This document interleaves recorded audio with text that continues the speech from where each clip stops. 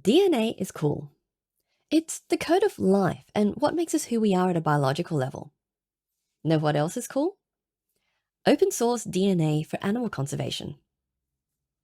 Dr. Parwinder Kaur is an award-winning scientist and an entrepreneur. Come join us as we speak about how Parwinder uses her talents in biotechnology and genetics for animal conservation efforts and creating sustainable solutions through interdisciplinary innovation. I'm Michelle Ong, and this is Steam Powered.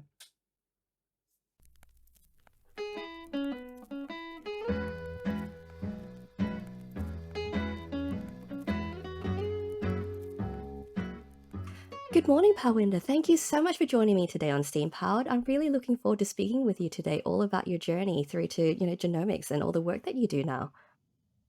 Thank you so much, Michelle. It's an absolute pleasure to be here on this beautiful show and a beautiful initiative you've got to highlight all the amazing work that is happening in the world in the STEAM space. Thank you. Thank you so much. I really appreciate that. And, so really appreciative of your time as well. So getting straight into it, what drew you to the field of molecular biology? Because that was your original field of study, wasn't it? Yes, I mean, I call it rather than calling it a molecular biology, I would say that it's a study of DNA. You're talking to a DNA nerd. There is a disclaimer here. Everything in my life has kind of revolved around this code of life or the blueprint of life. And the way you can study that is you need to go to the molecular levels. You have to go like really, really, really inside a cell, inside a nucleus to be able to understand this code of life. So it would be fair to call it molecular sciences, but there's many different disciplines you could put it under. Yes. Absolutely. So what attracted you to that? Oh, it's a very interesting journey, I must say, and it started at a like most unexpected place, which was when I was growing up. I'm born in India, and when I was growing up, I was living in a very multi-religious or a multicultural sort of a setting because my dad was in army, so we would go travel different places and living in those army camp areas where you're surrounded by people with many different ethnicities, many different religious backgrounds, and that's why I got really, really confused that when I went and asked the same question to people around me, that how did life started on this planet? And I think every child, like when you're growing up, you kind of like get intrigued by where this all started. How are we who we are, and where did we come from? So that was a Yeah. very simple question, but because I got a different answer from many different people around me, I was just like intrigued. As like seems like everybody has got a different theory. So what is the real deal here? And that's Yeah. where it all started. And I kept asking the question, and I'm still asking the question, to be honest. And along that journey, different people suggested different avenues. And I've chased that up. And one of my chemistry teacher, when I was in year 9, actually, I asked her if she could answer that question, as we were learning about organic reactions and different things that happen inside our body. And then she said, very interesting question. To be honest with you, we still do not have answer. And there is a whole scientific community who's been trying to understand evolution and where it all started and how this is whole dynamic format of life is kind of like connected. And she pointed me to DNA. That's it. That's awesome. That's it. And that's where it started. Yeah, it became life for me. And more I learned, more I'm intrigued, and more I'm fascinated. It's absolutely amazing how It incredible is. life is. Absolutely. And because it's such a relatively new field, and it really is that we're all still figuring it out, and there's so much we still don't know about how this all works and how we are made up and why, the way that we are Absolutely. made up works the way it works. And it's absolutely Ab- amazing. Absolutely. And the field has, or the knowledge has changed many different scenarios or perspectives. If you go India, and people will tell you like, oh, this is the science of life, which is also called as Ayurveda in India. It's a holistic health Mm, approach, or the most ancient medicine that is a personalized medicine, or base or kind of focus on the preventative aspects of Yeah. things. And people will tell you like your body is, like it's all about your body's constitution, right? And Mm. then it's about the life forces. That's an ancient way of saying it, or that's our ancient wisdom, which is written in the ancient books. Whereas these days, in my field, we call it epigenetics. Yeah. We discovered genetics, and we thought, oh my God, everything goes and pinned down to the DNA code, which is of my body's constitution, because this is the Yeah. code of my life, and this is the code of my existence. But as you move forward, and now science is being able to sort of go deeper and deeper, we've realized, oh, it's not just the genetics, it's also the environment. So there is a G by E happening. And that's Yeah. exactly what the ancient books or the science of life said. So Yeah. some days I'm just thinking like we're going in circles and reinventing ourselves, because it's just all those languages which have been lost in the past carried a lot of wisdom which we're probably missing out at this moment. Absolutely. That's why science, spirituality, and different language or humanities, I feel it's all connected. And more we connect the dots, more we're going to be able to learn and uncover the mystery. Yeah. Absolutely. And that is one of the most fascinating things about the way that, our cultural beliefs work, because there's a lot of them may not have been stemmed in science, but there was reasoning behind them. And the way that it worked, a lot of it was, based out of common sense or observation and experimentation, which is basically science. And it's just that the way that they did it, because they didn't have the tools and technology, it was more primitive, but the theory was sound. Absolutely. And you're spot on there when you say that the tools. So even like in my own lifetime, I have been in this field for say 20 years, just about 20 years. And when I started to put together the very first DNA puzzle, which was one of the key Australian pasture species, it took me 7 years, Michelle, you wouldn't believe it. And it was like half a gigabase sort of in size DNA, which has got like about 500 million bases, right? And Yeah. just to give you a bit of a context, that humans have got 3.2 billion pieces. Or billion letters in their DNA code. So the one I was doing was 1/6 of the size of the human. So I would Yeah. assume that it shouldn't take me very long, but it still took me 7 years. And now I do exactly the same thing in less than 7 days, because tools Yeah. have changed. We have been able to develop much faster and efficient ways, much cheaper ways, and also like AI, machine learning, all these things. I mean, they're coming into effect, and we're able to do things at a speed that probably we never imagined. Even in my lifetime, from 7 years to 7 days, I'm right now Absolutely. living it. Yeah. So yes, it's all about the tools, It and they will is. keep changing. But the knowledge needs to progress, and we need to have a way to sort of progress and make it accessible. And that's why Yes, I love your absolutely. show, because that's Oh, exactly thank what you. you're doing. You're making it accessible to the common people, and that's where the innovation happens. Because I'm a scientist. I'm so lost within a DNA molecule that that's all I'm thinking about most of the time. But sometimes when I go and talk to my mom, who does not know anything about DNA, and she just points me out in directions, and I'm like, oh, I didn't think about it like that. Maybe I should have, but thank you. Here I go. Yes, absolutely. And that's just one of those things. It's one of the reasons why, doing this show is so important to me, because it is about connecting the dots. And, so many times you hear about these discoveries that have come up almost by accident, because the people who were so focused in their fields were literally so focused that they didn't get to perceive these other outside perspectives. And one of my favorite bits of science that I stumbled upon was a person, he works in cancer research, and he was in Japan, and he went to a bread shop, and when they were scanning the bread, they just put the bread in the machine, and the bread machine scanned the shape and told you what price it was. And that, it was using, AI and visual design and graphics and stuff like that to figure these things out. And he went, cancer cells are like bread. And then from Yeah. there, he just went, okay, so what if we just made it look for smaller shapes? And so that he talked to the people who built this machine. And so bread technology for scanning at point of sale has been incorporated into cancer research. And it's like you don't get that kind of combination unless you're out there and know that stuff is happening.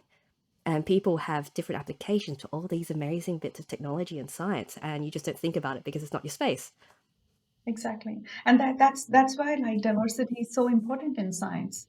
Again, Yeah, because when you know that there's a whole world out there which is not exactly looks like your this little world, yeah. you become all of a sudden so many more doors open to you in terms of knowledge, but also like that understanding that it's different everywhere and there is Mm, something special you can find in those settings makes you a lot more empathetic as well. And I think that's something that we can do heaps better from what how we are doing at this moment. So incorporating all these, different settings and different wisdom from different parts of the world. If we have yeah. that diversity come to STEM or STEAM, whichever way we want to go, I think that's where we need to head, and that's why it becomes absolutely important to engage as diverse people as you can into science or STEAM. Yes, completely agree. Like, totally on board with that. So, you've spoken about how your cultural background has, made you think about the way that you do your science. Has there been any other, specific notable things that you've gone, oh, hey, I know this, or this makes sense to me because of my cultural background, because of my ancestral knowledge? Like, yeah, it just feels like there's so many things we can just go, oh, there's a connection. Yeah, I'll be very honest with you. That has been actually my key source of inspiration as I have done science. I know a lot of people like would laugh at me, but this is absolutely true. As I said, my parents were very religious. So my mom will wake me and my brother up at like 4 a.m. because that's the time like we have to go to bed. It was very disciplined household. One, there was an army effect from dad, and then my mom Hmm. also followed that strict regime. So she'll put us in bed really early, and then we get up really early in the morning while she will do her prayers, and she will read it loud because that kind of like the way we understood what she's saying. And I mean, you listen to things from your own perspective, right? It could be the Yeah. same thing read to two people, and they would get exact like very different meanings out of it. And that was exactly what was happening with me and my brother is like more like he's in engineering, um, Yeah. and I've always been fascinated by life and biology and biological side of the thing. So whenever she will say, "Oh my God," so all these things, they are up to the decimal places in those Vedas that kind of put the religious aspect in there. And I was like, how did they know? I would ask this question, Mom, when was this written, this book written? And she will tell me like about 5,000 years back or 3,000 years back. So it will always be like thousands of years back. And I'm like, Mm. but this is what NASA is doing. And how do they know like up to exact, numbers that how far is moon? And that kind of gave me the validation that um, it's just because I do not understand that language or Mm. I don't have a way to comprehend it doesn't mean that I always have to challenge that knowledge. Maybe there is a better, like, I need to take that knowledge and then find my own ways or tools to actually validate it. And that's how my science has worked. That's amazing. When you come to DNA, it's very clearly said and then I was intrigued and I went around and I was very much into the religious books. I went around and picked up a copy of Bible and Gita, Bhagavad Gita, which is like another ancient Hindu religion culture, because I am a Sikh. I come from the Sikh community, so I've read like Guru Granth Sahib Ji. And so I found that there was like an underlying commonality between all of them, and all of them Yeah. pretty much say the same thing when it comes to origin of life, but people Yeah. put it in many different aspects. So I was just intrigued that why everything says that we are all connected, Mm. and it's not just us humans connected, but it's every other life form is connected, and then we are made up of universe, and universe is made up of us. Mm. And why I'm saying that, it's just the philosophy of the origin of life. And when you actually Yeah. go inside the DNA, as I said, that now we have started to understand that it is not just the genetic code, but it is Mm. also the environment that genetic code is exposed to. And that is why I and my family could have exactly the same genetic code, my son, but we will be exposed to different kinds of diseases or predisposed to different kind of genetic risks because it's epigenetics, right? Yes. And how does that epigenetics happen? So, and this is what have been my key focus of my research, that I have been trying to understand that how DNA pack itself inside a very, very tiny nucleus, which is only 6 microns. Mm. And by understanding that, we have been able to actually solve one of the biggest long-standing challenge of genomics community. I'm just going to go back in time, and Yeah. as I said, like, it took me 7 years to do that one particular DNA puzzle, and now it takes me 7 days. And that Mm. comes back to this thing that when so our body has got about say 37 trillion cells in it, okay, which are dead and born. The cycle of life is going within the cells as well. And every single cell has a tiny nucleus, which is 6 microns. You can't see that with your naked eye. And inside that single nucleus is 3.2 billion letters code of DNA sitting. Okay, for that 3 point, that if you stretch it out, it's about a 2 meter long noodle, right? And that noodle or that particular rope, or whichever way you want to imagine it, has to program and has to actually make a life work. So how it has to talk to each other, different bits has to talk to each other, right? And Mm. how it is going to do that when it is just kind of like packing inside a very tiny space. If we know that how that happens, that tells us how to solve that puzzle. Because Yes. so what we've done is we've developed a technology called in situ high C. And that technology can actually give you a high throughput conformation capture of your entire DNA, that how it was sitting inside a three-dimensional space. Because until before DNA Zoo happened, everybody has been actually trying to solve the DNA puzzle looking in one dimension, Mm-hmm. right? But one dimension doesn't give you that perspective because it's sitting inside that three-dimensional space. The moment you're Yeah. able to sort of see it in a three-dimension, it just starts to come to life. And that explains that why when molecular biology started or genetics field started, people like found those silver bullets. Oh, one molecular marker, I'm going to give you a solution for that. But it's not that simple Because it because lacks everything is context. connected and it starts from your DNA packing. So it could Mm. be a genetic region or a loci sitting on your chromosome 7 that has to come in contact with a loci sitting on your chromosome 1. And that happens during that, packing happens. And the moment those two loci come in contact and they're able to talk to each other, that dialogue happens. And that is exactly when that magic happens, or that disease happen, or that disaster happen, right? Yeah. So it's all about connection. And Yeah. this is inside a cell I'm talking, and that is programming life on this planet and Mm. beyond this planet. So yeah, it's really fascinating. I'm sorry I went into a lot of No, details, no, no, but no. No, this this is this this is is amazing. exactly, yeah. So this was the question I got inspired by reading all those religious books, that yeah, they keep on saying life is connected, and when actually you start to investigate that in an experimental setting, that connection is where it all starts. Absolutely. And yeah, it is super fascinating because you're right. So many things in our world are three-dimensional, and that provides the context for the way that things react to each other or interact. So yeah, it makes sense that if you're actually flattening, the DNA into, a flat two-dimensional space, you lose that context because you don't understand the relationship between the different parts of the DNA. And, adding 3D genomics to give that support and to give that structure and positional information would, just enrich your understanding of how all the different bits work together. And that's very cool. I'm very much into that. That's awesome. Thank you. So if I may say that, and this is a big problem humanity is facing right now, Yeah. because if you look at the world right now, we are looking at the world from a human perspective because we have evolved to be the most intelligent species.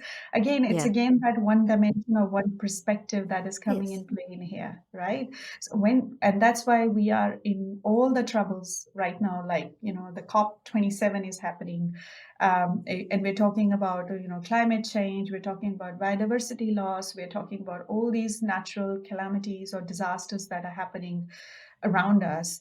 Mm. And I honestly, Michelle, I strongly believe that because it's that one perspective, we're looking at how it is affecting us and us Mm. only, and how can we solve that problem for us and us only. Yeah. Whereas we're not the only ones living on this planet. We're sharing it with a very dynamic ecosystem, Mm. and which is programmed to be connected with each other. And I kind of got really emotional one day when I was playing with my 9-year-old, and we were playing a game of Jenga, like that wooden blocks you Yep. kind of build a little tower. Mm-hmm. And we started pulling blocks out of that, and suddenly my mind goes, oh my God, this is exactly what is happening. We're losing one species every 3 hours on this planet, Mm. right? And we're losing like hundreds or thousands. And if you just look at the UN records, there's about 1 million species sitting at the door of extinction at this moment, and they're going. It's just like constantly going. And what is happening? That's a very dangerous game of Jenga we are playing on this Mm. planet. And as soon as those blocks are going, and that one keystone block, or the keystone species we call in biological sciences, the moment you pull that one out, that's when it kind of the whole ecosystem falls Collapses. apart, right? Mm-hmm. So I don't think so that we can really solve all these pressing issues we're facing if we only keep thinking about humans or me Yeah. or you or our comforts. We've done extremely well as a species. We've come a long way, and we are so intelligent. So I don't understand that why we are behaving so dumb when it's coming to a question like this. It's a no-brainer. To save yourself, you have to save everything else you're connected with, because Yeah. it's you're not gonna make it by yourself only. Even if you go to Mars, Yes. you're gonna have exactly the same problem there. So You're just transferring it. you're just transferring it from one space to another space. So yeah, it just makes me sad that why are we so dumb? I mean, we are not dumb. Why are we behaving so dumb? Why are we just don't want to look at it from other Yeah. perspectives? Yeah. Yeah. And I think sometimes it's because it's so big. Because, as you've discovered, as you start poking at these little things, it's like things are so much bigger than we kind of understand. And that can be really overwhelming for some people because of the perspective of where they sit in everything and their position. And we're so tiny compared to all these other things that are happening around us. And yeah, it means that we do act dumb because sometimes it's too hard to figure out what to do next. There's so many moving parts. Hmm. And yeah, as you said, that's all the more reason that we need to work on this STEAM and diversity and collaboration across all of these factors because as we're seeing, everything is connected. Just recently, I had a conversation with a geographer, and she was talking about how in the northern hemisphere they keep an eye on the weather patterns in the southern hemisphere because they're predictors of what's going to happen in the northern hemisphere, especially when it comes to fire and the way that all of the wildfires and the bushfires and the things that we have here will impact what goes on in the Arctic Circle. And you know you think about the fact that yes, weather is connected, it's kind of part of the globe, but you tend to think more locally and you don't realize about the ripple effects that things that happen here might have over there. And even though it's fire, it's not just natural fires, it's man-made things and all these other factors of the way that we interact with our environment. So yeah, it's starting to build that perspective on how what we do impacts everything else. Yeah. And So just yeah, bring that it's three-dimensional jeez. perspective. That's what we need Yeah. to do. It's not going to be 3D this time. It's going to be probably many dimensional because, as I said, there's many different formats of life, which are Yeah. programmed to work together. And at the same time, there are many different disciplines who are trying to understand and scratch it from their own different ways. So that's where, like, when people sometimes get really, they look at me as like, oh, you're an animal scientist? Oh, no, no, no, you are a plant scientist. Oh, no, you work on microbes. I'm just like, it's different forms of life. And more you learn about one, teaches you about the other because it's Mm. all connected. And working with computational biologists, working with programmers is how I have been able to develop and understand the knowledge of the toolkit that I can use to answer my question. But they have different questions. But at the end of the day, just like the whole life is connected, same way all the disciplines and different aspects or the questions we are asking are also connected. Yes. And the day you realize the value of connecting to those people or those expertise, that's where the organic multidisciplinary approach comes. It Mm-hmm. takes us all some time. I would say I'm extremely grateful and lucky to be able to sort of come to Australia because Australia is very flexible when it comes to disciplinary boundaries. And that was Mm. one of the key reasons for me to immigrate from India to Australia, because when I did my bachelor's in agriculture and plant protection space, I was really interested. Okay, I've learned, like, there are certain factors that can cause damage to the plant or the crop setting. And I wanted to learn about all those factors because in my mind, everything was always connected. Mm. But I was not allowed to because the education system there does not allow you to move from one discipline to another. So it just kind of, it starts broad, but then it kind of Yeah. narrows and narrows and narrows. So, for example, if I have done my bachelor's in plant protection, and then I choose one of those, like either I choose insects, which is entomology, and that is exactly what I did, or then I have to go choose plant breeding or pathogens or whatever. But once I choose Mm. that, then I'm just going further narrow. I'm not allowed to come back and go other side and this Wow. side, which Australia allows you. And that really fascinated me when I came to know that I can actually, after my master's in entomology, which is studying insects and how the dialogue happens between a plant and an insect when that disease or that infestation happens. Now I want to know how a fungus does it, which is a Yeah. pathogen side of the thing. So, and Australia allowed me, and I had a PhD scholarship to come and study that, and that really gave me a bit of a global perspective.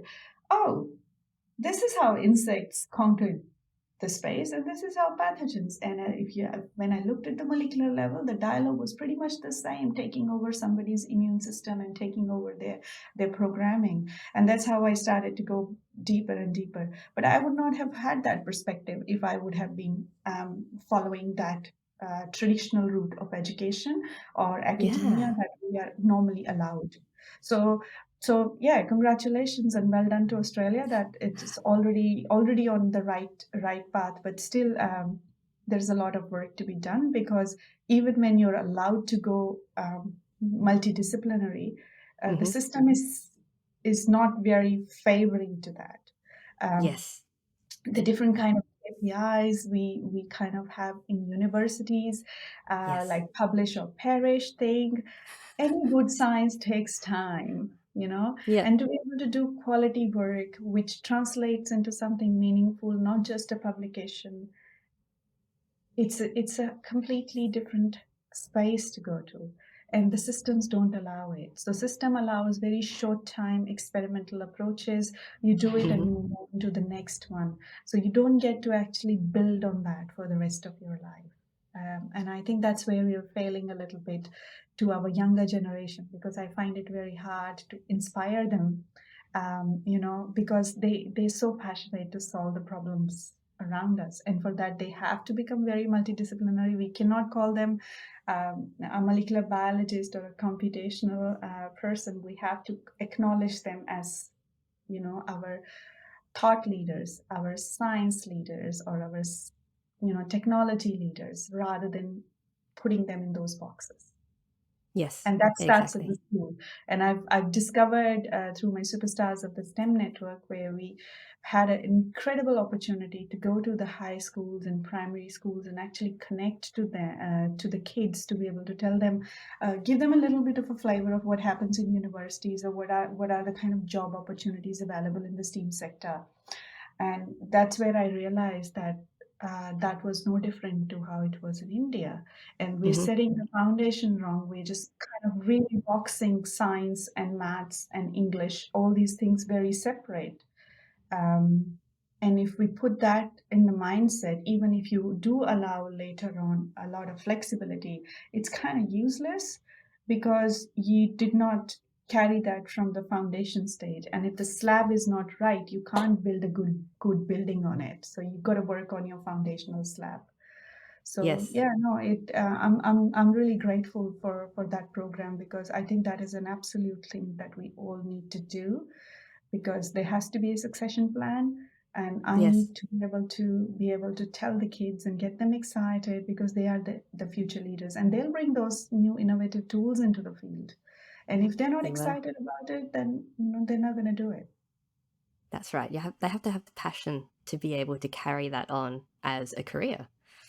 And Absolutely. yeah, you've just you've hit on one of my biggest bugbears because when we're at school, I understand the school system's changed since I was there. It's been a while, but it's still very much you're boxed into your individual fields, and then you choose one particular path at university, and if you don't understand that you can go multidisciplinary, you think that once you've chosen that path, you're stuck with that forever. If you choose chemist, Exactly. you're a chemist. If you choose, biology, you're a biologist. And, so many people I've spoken to, that's where they started, but they've done other things or they've branched into other areas because other areas touch on the original field. And, they're working with other people who do other things that weren't that original field. And in the real world, that's how that works. That's how you end up collaborating and building more science and innovating. And even at universities, as you said, like here, I always thought that here was a bit more restrictive than, say, the US. Because in the US, I've spoken to people who went, "Oh, I started in political science and I'm doing nuclear physics." It's like, that's a leap. That's an interesting change of direction. How did you manage that? Whereas here, I can't imagine that being a possible path if you enter the Australian tertiary education system because it's just so completely different. It is. I mean, it is, as I said, it is better than a lot of places, right? Yes. But there is a huge room for improvement, and there is a huge opportunity for Australia to become a leader in the world, because there's so many Mm. amazing things that are happening here. Yeah. That if we just look at it from a little different perspective and incorporate our strengths into that, I think as a nation we can grow leaps and bounds in that area. So, and that's why that sometimes I'm just like, I get a little, like, why why are we not doing it? Yeah. What is stopping us from doing it? Because it's us. Change starts from you. And I have tried to do it, but it's not fun, I would say. It does takes up a lot of energy, exhaust you some days, because even as an academic, when you do find, if you do get, the right time at the right place, and you do get a tenure track position in a university, even again, then you are pinned to that one Mm. particular area, and it becomes Yeah. even more harder, because they're like, oh, no, no, no, your salary is coming only to look after this tiny Yeah. bit. This But is I'm this is like, your focus. You need to this make this, sure this that is whatever you your work on is official within this scope. KPI. Yeah, yeah. And then it's Yeah. kind of branded as, with a fancy word, key performance indicators, which only you're going to look at that. And if you do anything else outside that, sorry, you're on your own. Work in the night or on your weekend or whenever. And as an academic, I already work like pretty much whatever hours are there. you Yeah. know. So it's just not, it's just not it's not giving that creative space, and Yeah. STEAM or thought leadership requires that creative space. You Mm. need for the innovation to happen, or for something different to happen. If it's going to be the same, you want to go through the same and same and same again, then okay, fine. Then this is the perfect way to do it. Yeah, They have to make a choice here, you know? exactly. And Yeah. I started, or I stuck my head into an interesting conversation on Twitter about being able to create multidisciplinary support environments. And for me, because I'm a dev, I work remotely, I'm just used to the remote thing. So it's like, well, because so many people do so many different things, but they're not always in the same place, what can we do to support being able to do science remotely? Because having access to people with different equipment, different experiences, different disciplines, it seems like the ideal place to do science. Like, I mean, like you just have so many opportunities. Mm. And they were saying, but it's hard because you need the in-person, you need to have the physical proximity in order to make the science work best. And it's like, well, is it just that, or is it just that we haven't got the right tools to make it work best from a remote way? Because it's not as a life as a scientist and an academic, there's a lot of travel involved. You either have to pursue your career and then move and relocate frequently in order to be able to progress, or you stay in one place and then you might have a cap on what you're doing because you're limited geographically and in terms of who can provide funding and all that. So as a system, like in my head, it's like there seems to be a thing that we need to do to kind of make this work more flexibly.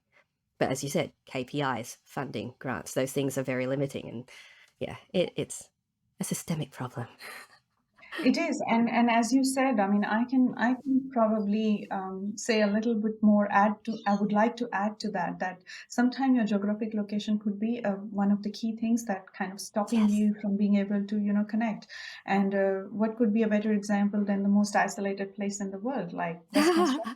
It's Yeah. so hard to get to us, and it's the same way. It's so hard to go anywhere. It costs a lot, and it's the same grant I get as similar to like an eastern state, but then going from Melbourne to Sydney or Melbourne to Canberra is like, it's just peanuts. Whereas for me, I Yeah. have to cost a little higher. So I'm always like kind of pushed back because my expenses for doing the same things are costing more to the government or costing more to the funding Yeah. body. So that is definitely one problem. The connectivity is absolutely critical for us Mm, to deliver science. But then having said that, what I bring to the table, a Melbourne person or a Sydney person does not. Because I'm yeah. sitting right here where 10% of the world's biodiversity is. Out of Australia's 15 global biodiversity hotspots, 8 of them Yeah. are in Western Australia, which is more than 50%, guys. So it's Absolutely. got to be calculated that way. It's got to be like return on investment is not the right way to do it. Probably return Mm, on based on the opportunity that person brings in, or the breadth or the special unique thing that person brings in, or that particular geographic location. It's absolutely important. And then having said that, I've had an opportunity to work very closely with Houston. So my lab is a sister lab to the Baylor College of Medicine's Aiden lab, who's kind of the mm. pioneers in discovering the architecture of the DNA inside, and he's the inventor of the in situ high C technology, which kind of changed my entire way of looking at life, and I was able to do so Yeah. much. And we like I did go to a conference, and that's where I connected with him in 2015, and I was blown away. He's a medicine person. I was doing the pasture. So when I went and approached him, I was like, can we do this yeah, this plant species? I'm really puzzled. He's like, oh, we don't do weeds in our lab. Like, he made a joke. I'm like, it's not a weed, it's one of our key Australian pasture species. Our livestock, which is Yeah. a industry, depend on that. And anyways, once I made the connection, we kind of really connected, and probably the very first person to take some plants in his lab, in a medicine lab in Baylor College, and trying to apply the protocol which they were doing with the blood cells to my plant cells, which were very different. But there we go. And it was a successful experiment. We were able to solve a problem which I was not able to solve 7 years. Yeah. Got the grad students really excited in the team. Houston Zoo was across the road. And Yeah. they started to sort of look into many different forms of life. And within next 2 years, they ended up doing quite a lot of species of Houston Zoo. And we didn't have a name for the project at that time. So I was called in, and from a plant scientist perspective, I was the only Australian in the room. And then we are discussing how can we've got a tool which really works, and it beautifully works, and it can solve quite a lot of problems that the scientific community is challenged with right now. And that's where DNA Zoo originated. Yeah. And it all happened like I just made a 2 day trip literally, and connected to all those world leaders in that field. But we kept in touch through Zoom and all. That time it was not that popular, but it as I again it's it's beyond my KPIs because I was a plant scientist, not supposed to be working with a medicine lab, and then it's a 3 a.m. catch up every week. It takes, Yeah. because it's the time zone differences and all that. So as all I'm trying to say is amazing things can happen if we can have that flexibility in our systems, that things could be Yeah. done outside your KPIs, and we are here to support that. Exactly. Organizational structures are not set up to support these at this moment. They say all the right things, but I can tell you that that is really not the truth on the ground level. It's all on you. Mm. Which is great. I mean, in academia, I'm allowed to do that. Like, if I can take things on me, so this is brilliant. But I wish if it is more facilitated and supported, especially Yeah. in parts of the world where you have some challenges in terms of connecting to the rest of the world or being able to travel. So there's an additional layer of support that is probably required in Western Australia from the government as well as from the organizations. And I Yeah. think that would be one of the best investments they would make to connect Absolutely. themselves and offer all these amazing things we have around us and the knowledge we can potentially generate Yeah. to make this world a better place. So we have a big advantage, and there is an opportunity, and we just need to take it out there and tell people about what we've got and how can we offer it. Exactly. And I mean, look what you've managed to achieve just by, taking it outside the box a little bit and, and look at how many advancements that you're able to make as a result. Like, Yeah, it's just amazing. Otherwise, it was a consortium that would have started in US. Like all the big things happened there and end up there. So I didn't have much authority at that time, like being a mid-career researcher or an early career researcher. But I kind of like when everybody was talking, and I'm just like, hang on, how are you going to do all these amazing connections across a tree of life when you're not thinking Australia, because we've got 87% of the species which are just found in Australia. You can't have a kangaroo give you exactly the same results if you pick up a sample from Houston Zoo or San Diego Zoo, because G by E happens, guys. yeah, So that kangaroo has been born in US. It's been a long time. It's been in that zoo. So things would not exactly be the same as they would in a natural setting in Australia. And probably that is the right sample to do science on, because you're investing a lot of resource, time, and money, in doing so. And this technology has a lot of potential. So kind of somehow I was able to make that case, and that's how I started doing animals of furry friends. I've never known much about them. That was amazing because it just kind of rang bell. And then I also told them that, oh, by the way, we've got one of the biggest supercomputers in our town. They're like, where do you come from? And I'm like, Perth, Western Australia. I literally had to pull out the map and show them that this is where I'm coming from. I yep, mean, people knew Sydney, people knew Melbourne, and it is like, they still didn't believe me that we have petaflops of power and supercomputing facilities in Perth. And they made a trip 2 weeks later. Just they were so intrigued, and I showed them videos and all that sort of stuff. It's like yep, that's how I'm able to work on these aspects, because we've got the power, we've got the infrastructures in here. But it's really funny, like how isolated we are and how much work we need to do as a state to be able to go out there and showcase what we've got to offer. that's Not right. not That's just in a exactly right. natural setting, but also in an infrastructural point of view. All the investments that have happened. Absolutely. And we do have so many things here that, can advance science. Like we've got, the Pawsey supercomputer. We've got access to everything. People were considering here, for the space elevator, stuff like that. Like, we've got space, we've got infrastructure, we can do it. Yeah, We just have to I know mean, about it. my dream is to go on Mars and do sort of what sort of life format or the programming happens in there, if there has been any life in the past or if there is a potential in the future. You can like seriously like, and I think WA has probably the best opportunities to be able to do that. We really We do. were the first ones to set up all these big mining companies and infrastructures in this part of the world.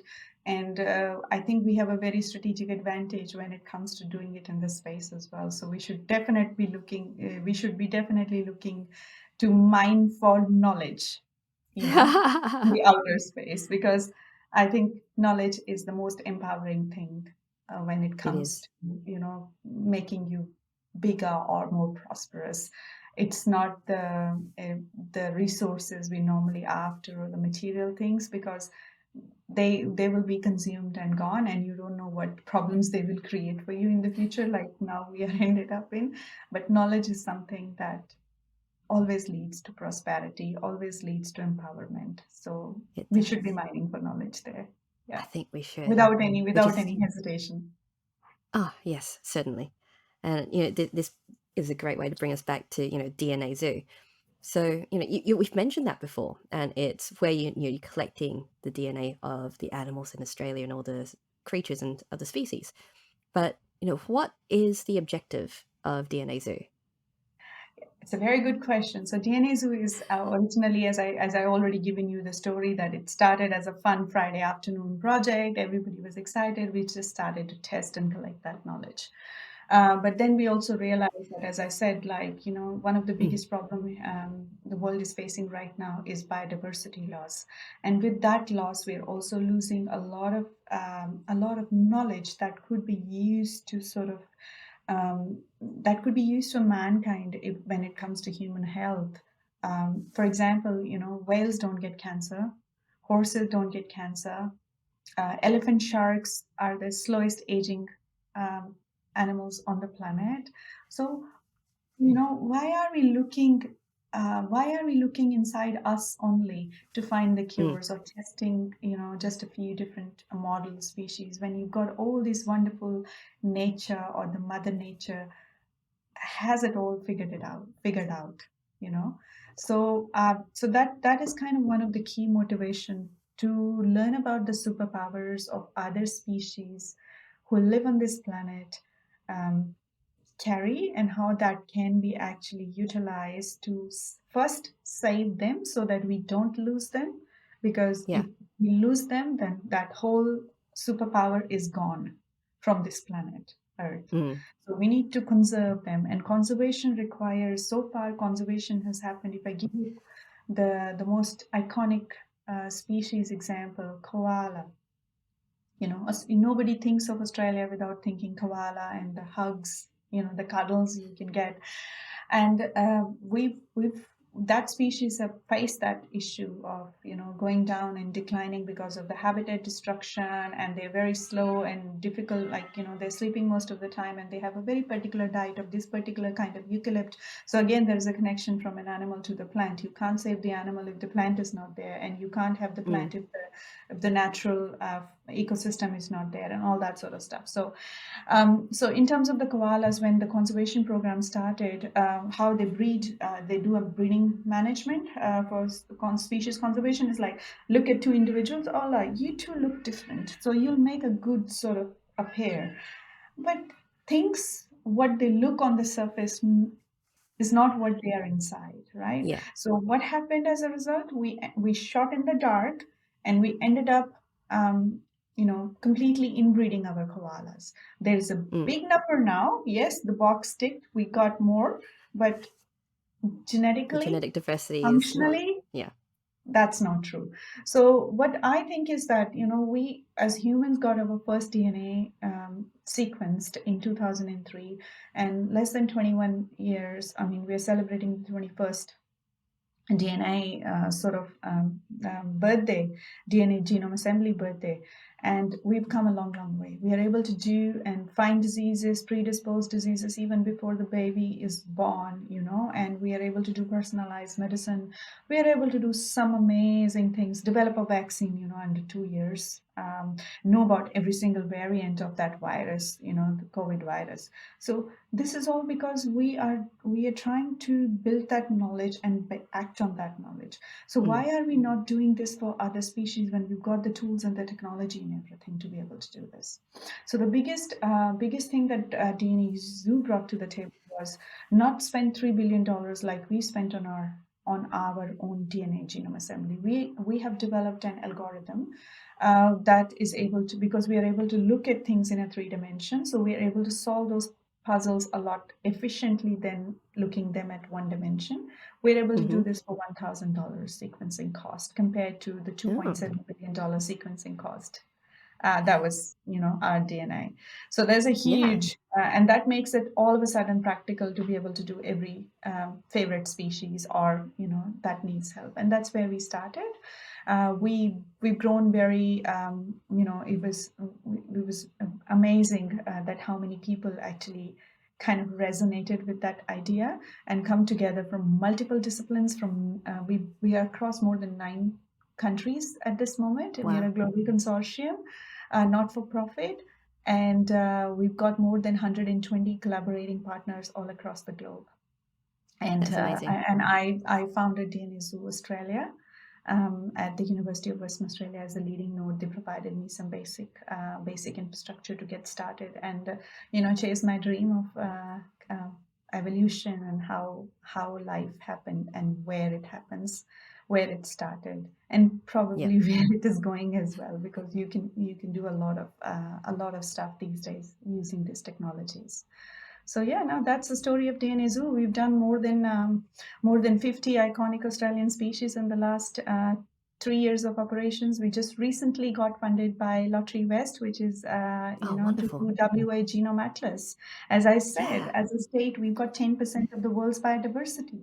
So we've got such an opportunity, and I am extremely grateful to Lottery West to come behind this.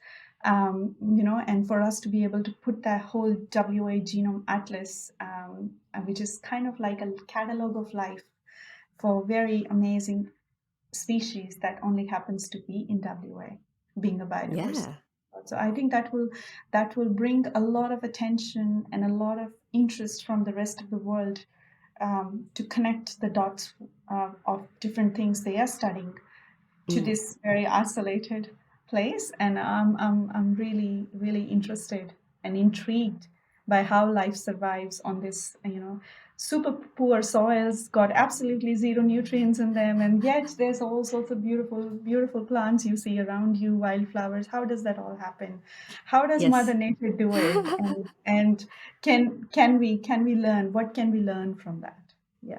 Exactly. And it's fascinating because, whenever people talk about conservation, they think about it is just usually the environment.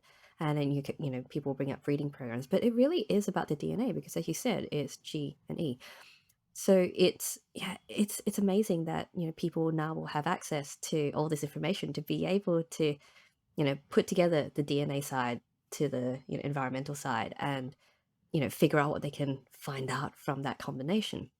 Yeah, it's all about connecting the dot, Michelle. I'm sorry I'm cutting you, but one key thing that we changed and not made it like an academic project, because normally as an academic, whatever I discover, I would like to publish it, and get all the credit for me and my organization who spent a lot of money and time on that.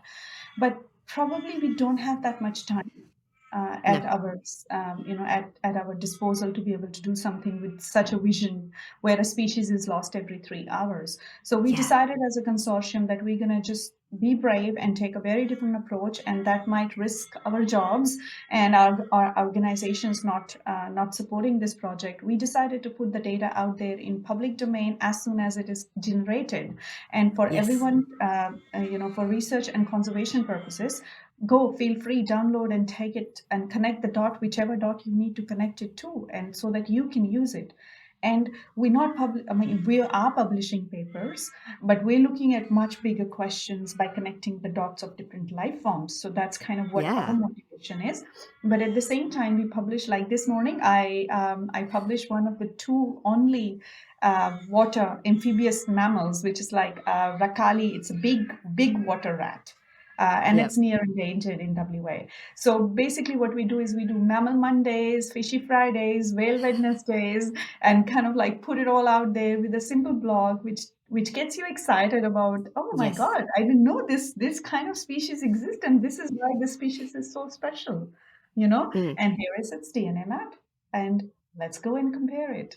And so it's that approach is pretty, I would say, pretty brave, and probably we are one of Yeah. the very first consortiums in the world to take that step and say, okay, fine, I'm an academic. Okay, fine, I can have a few less papers, but I'm going to do it. And I'm so grateful that it has been, it is becoming the norm now. People are It is. starting to join that sort of approach that, research is not for me only to progress my career.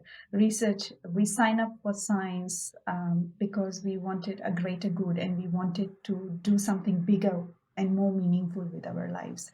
But we did get caught up in our KPIs for some reason. That's right. And yeah, that's one thing I did want to bring up, that it's so amazing that DNA Zoo has open data all of this information. Because, yeah, traditionally, a lot of the time with research, you have to hoard your data so closely because, it's tied up with ethics or approvals and grants. And there's so much stuff that we have available to us that isn't catalogued and not databased in science. And, I was speaking to Kit Prendergast, who is, she loves bees. Bees are her thing. But she was saying that there's so many species out there that are partially described, but they're all kept in museums because people aren't databasing them, because we don't put the funds into doing all of these things. So people don't know that they exist, or they have to redo the work every time they're trying to research into a particular species. And it's such a waste of resources because, you're having to It repeat is work over and over taxpayers' and over. money and the least accessible to Yeah. probably the taxpayers, actually, the knowledge which we Yes. generate. Exactly. So, being able to create all this stuff and make it open data, and opening it up to not just researchers but citizen scientists, because with so much stuff available to us, and with science and technology and all these things so accessible compared to what it used to be, people are just tinkering. And so many things are being found through tinkering by people who aren't specialists in this area, because they've just gone, I'm curious about this, I'm going to take a look. And giving Exactly. them the data to do it, like it's very Exactly. cool. I love it. Yeah, and data is our next bioeconomy as well, by the way. So we really need to make sure that we kind of generate and we give that opportunity to people to be able to sort of take it next level, because it's going to be the future. And it's Exactly. at least we've got we've digitally conserved the species. At Yes. least that's the best I could do Yeah. in my lifetime, because that's where my powers sort of restrict me. But Yeah. when the movements start and you provided the foundation, I'm sure the other people will be able to take it to the next level. Yeah. Exactly. And that's awesome. I love that. That's the best. Okay. And you also mentioned that aside from the animals, you're also doing the plant side and your pasture species. So I'm very curious about that, because agriculture is such a big part of the Australian economy, and you don't think about the importance of a grazing plant. But that's one of the things that you're focusing on all these, was it the forages, the terms that you're using. So what is the focus of that, and what is the benefit of researching these pastoral foraging plants for Yeah. science applications? Thank you. That's a great question. And also, I would like to say that I'm not just doing the animals at this moment. I'm doing the Yeah. plants as well. I'm Yeah. still like very curious to do the kangaroo paws as importantly as I'm doing the different kangaroo species. Yeah. But going back to the time when actually I started my career, and I was just mainly focusing on the forages, and the reason was my job was to support the meat and livestock industry, and find out that why we have such a huge methane emissions into the environment. And because 40% of those emissions are actually coming from the livestock or the agriculture sector in Australia, which is quite a big number. Yeah. And I did not know that a cow burps about 200 to 300 liters of methane into the environment and That's a on lot. a daily basis. And a sheep does like 20 to 30 liters of that. I was just like, oh my goodness. And how many Australians got? I started to do my numbers and it just made complete sense to me. I'm like, oh my God. And that's where I started looking into different factors. And there's like, it's the plant, what bugs they have got. So what happens is like when they eat, they're not able to convert all of that food or fiber into energy or resource they are being Yeah. grown for, or into meat or products. It's kind of a bit of an indigestion problem, and a lot of that gets burped out, Yeah. right? And that burp is the methane, which goes to the environment.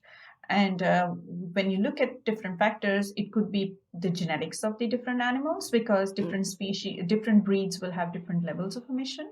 And Yeah. it also linked to what kind of bugs or microbiome in their Yeah. stomach, which is helping them. But the biggest factor that I identified based on all the previous knowledge was it was actually the plants they were eating, or the food, and this also connected back to when I was listening to my mom. Like, she always used to say, and I'm sure a lot of moms say that, and I say this to my son as well: you are what you eat. Yeah. And I'm like, so she used to like make sure that we eating the right thing and the right protein and the right kind of the diet. And I'm like, oh wow, this is taking me back. So it's the Yeah. diet. So, and the diet was, what was the diet? Diet was, the pastures or the forages they kind of graze on. And the key Australian pasture, which has grown more than 29 million hectares, is subterranean clover, or the little clovers, the lucky clovers. So it Yeah. was really lucky for me, because it gave me that kind of ground to learn, because it's a very simple plant, only have 2 copies of the genes from a genetics point of view, 1/6 of the size of the genome as a human would have. So very simple sort of a platform for someone to start its career, but then linked to a global issue, so that it kind of gives you that framework or that depth into your area. So Yeah. that was, I worked on it for 7 years, and when I was able to put that puzzle together, straight away I was able to work with everybody in Australia who was working on that pasture, like from an animal health perspective, from methane emissions perspective, or even just from like normal breeding values of the plants, how to grow more, Yeah. and stress tolerance, all sorts of aspects. So I kind of like went around and asked them, all of them, for their data. Not open source at that time, because Yeah. everybody was like, oh, we're going to get a great publication here. So, I mean, everybody come to the team, because I had that centerpiece of the DNA puzzle, and I was really interested to see that how these things plug together. And I ended up like being one of the very first people who brought like all these pieces together to connect to the genetics of that plant. And that led to many discoveries. That led to a lot of animal welfare things, because we don't need to. So to be able to study sheep and how the diet or things are doing inside the stomach, there's a procedure called fistillating the sheep. So you kind of make a hole, and then that's how the gut microbiome is taken and tested in artificial Yeah. settings. And so now I've developed markers that now you don't need to go through that procedure. You can just use a marker, molecular marker, to be able to assess the genetics of the sheep, as well as how it is going to perform in that. So there was a lot of things, translational things that come out of that project. Yeah.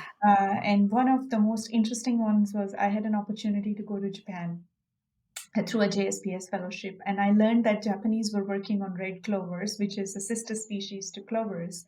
Mm. And that's why they were really interested in my research. I got the fellowship to go there.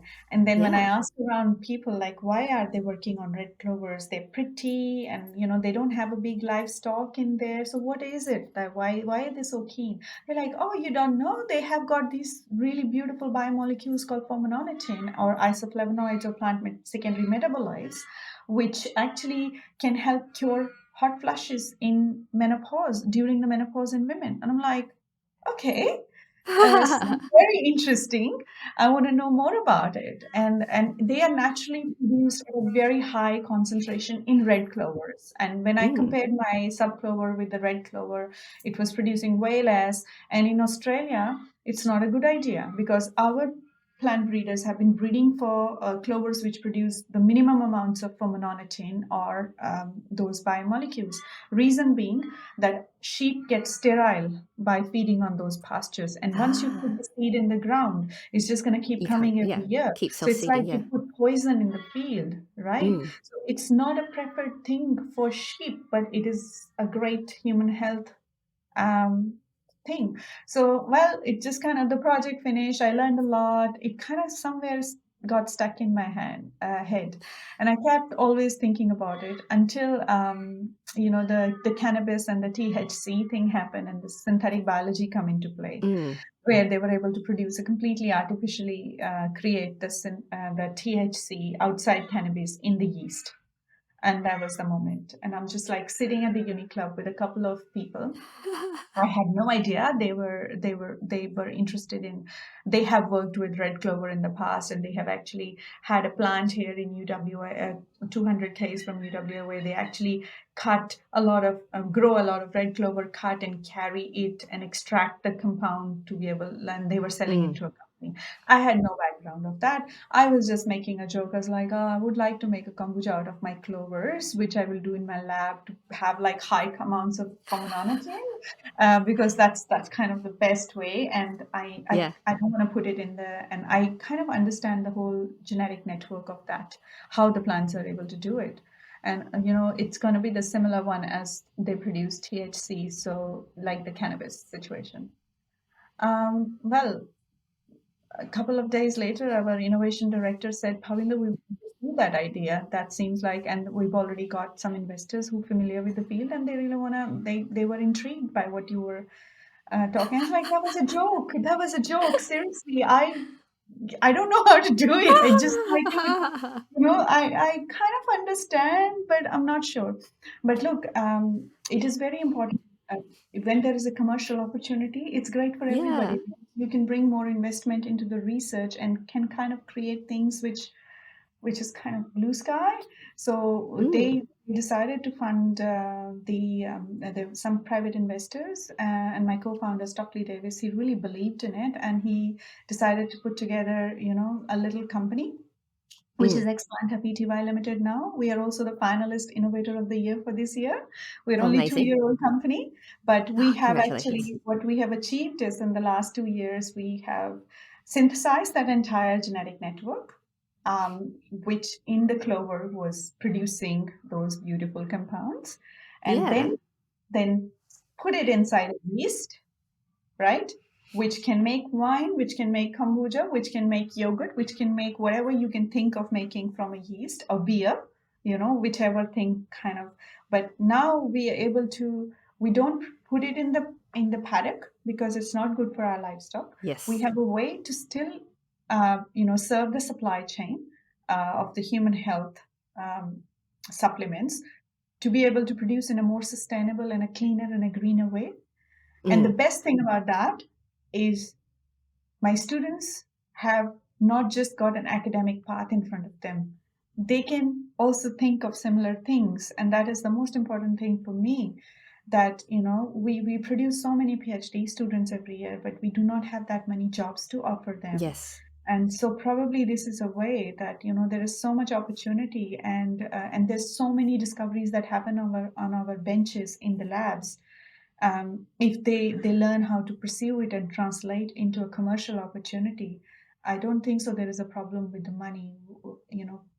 Money's investors are looking to invest into good stuff, and Mm. if there are pathways available or if there's some examples available, I'm sure then we get a little bit better confidence in doing that. So yeah, so I'm intrigued, I'm fascinated. Again, it's kind of like understanding the life, creating that knowledge, and you don't know what it will empower for your future. Yes.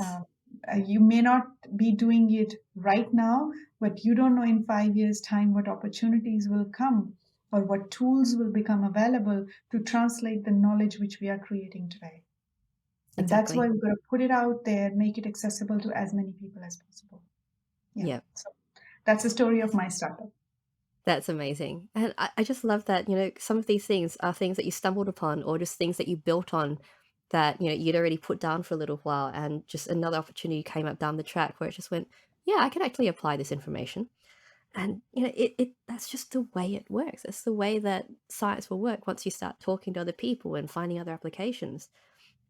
And, it's also great because this kind of thing, it does have commercial value. And as you said, because there's only so many positions available for academics and for PhDs. And, a lot of other people I've spoken to in this area have said you need to find an exit strategy because you're not always going to be able to pursue pure academia. You need to be able to know that you can translate your skills and your knowledge into other fields, into other applications, into other industries, and, be able to say, this is the value that I have that I can offer you. And this is how that we can advance and create and innovate and do things and, just create. And yeah, it's very cool. Yeah, no, and a lot of things happen. Like as I said, DNAs will happen on a Friday afternoon, fun thing, Yeah. chasing up, and then ExPlanta happened as like an opportunity, which I had all the knowledge base about, but I did not know where and how to kind of take it to the next level.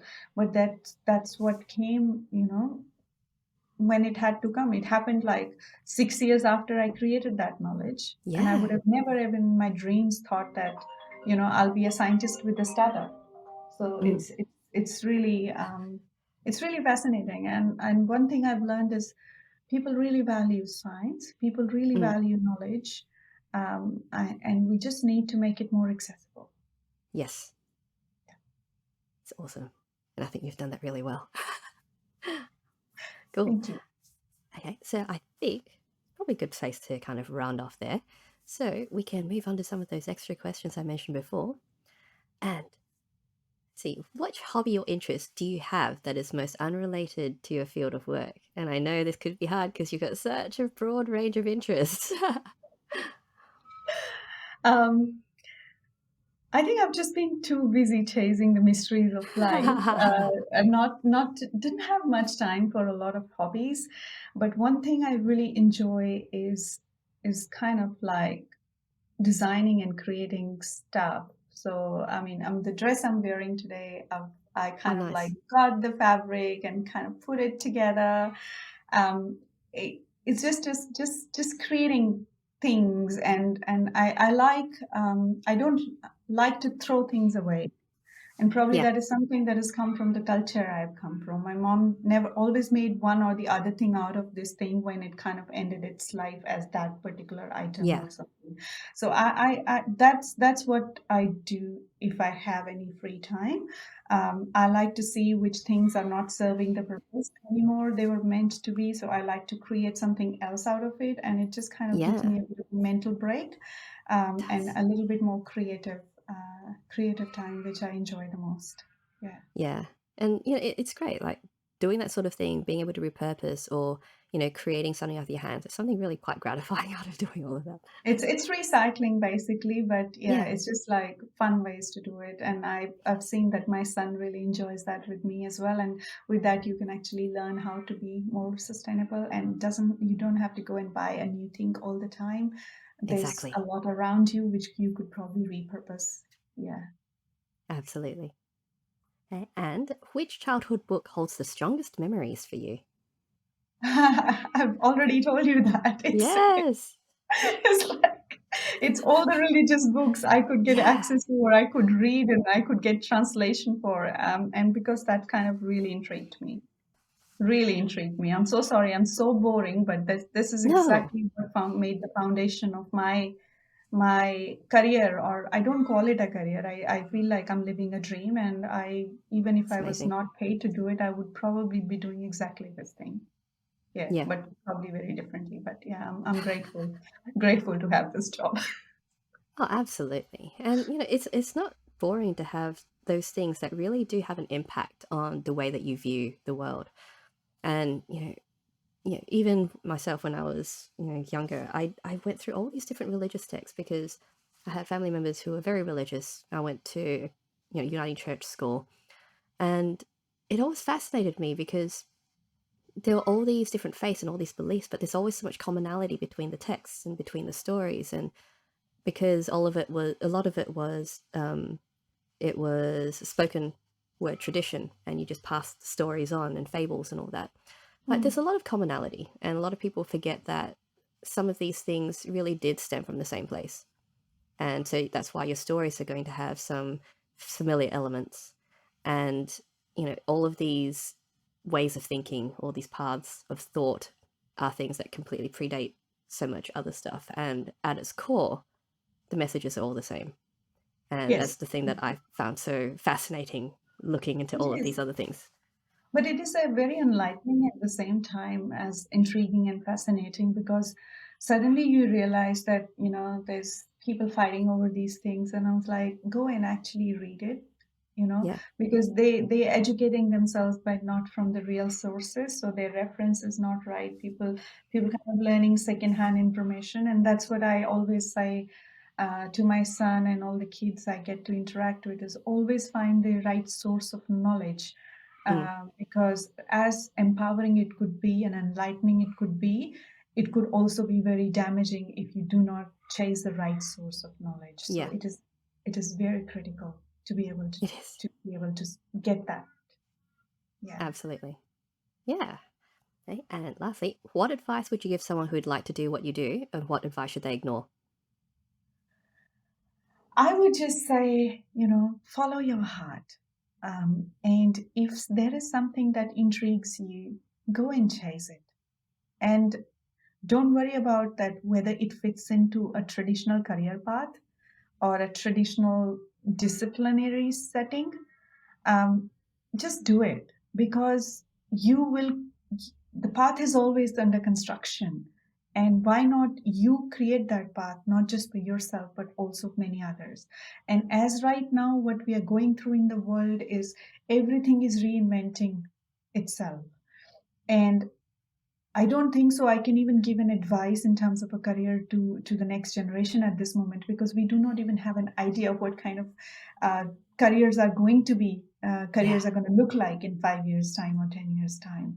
So my only advice is just follow your heart, follow your hunch, whatever you've got. Everybody's got something. And make this, and always be conscious that everything is connected. Everything is you do is going to have a domino effect on many other things on this in this universe. So always be conscious of that when you're making your choices or following your dreams. So follow your dreams, but be aware of your connections with the rest of the universe. That's awesome. That's excellent Thank advice. Because you need to be able to understand your own context and where your passions lie in that particular frame. you. Yeah. A lot of people, I think, you get so narrowly focused on one particular path, you forget that you can deviate and you can explore. And that's cool. Absolutely. Yeah. Yeah. It's awesome. And life is fun. Enjoy it. It is. It's so much fun. And you don't know what your path is going to do and where it's going to take you. Absolutely. Yeah. Following your dream connects you to the people with similar dreams and similar thinking. And that just makes it more and more fun. Yeah. It does.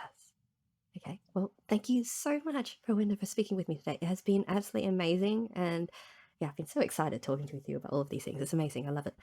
And yeah, just learning about the scope of DNA and how, it does mean that we are all connected, whether plant, animal, environment. It's all one. It's all So one. Absolutely. yes. So if people would like to know more about your work and what you do, where can they go? They can actually go to dnazoo.org. So we have a DNAzoo website where you can actually connect and subscribe, and get all of the information we release on weekly basis in your inbox. For ExPlanta, you can go to explanta.com.au, and we trying to put all the resources in there as we are discovering new things. Or you can Google me up, and I'm sure that there will be things coming up that I talk, and trying to make it as accessible as possible to everyone. And I'm always reachable on my email, which is available on UW website as well. Amazing.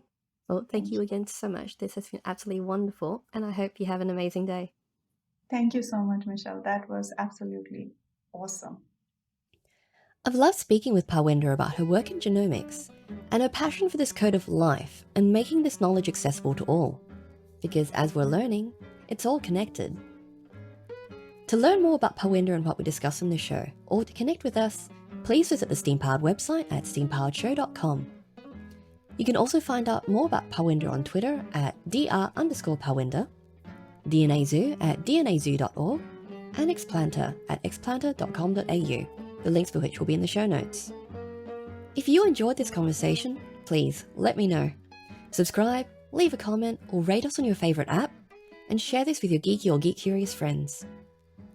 You can also support Steam Powered on Patreon and the Steam Powered Show, the link which will also be in the show notes. Thanks for tuning in, and we'll see you next time.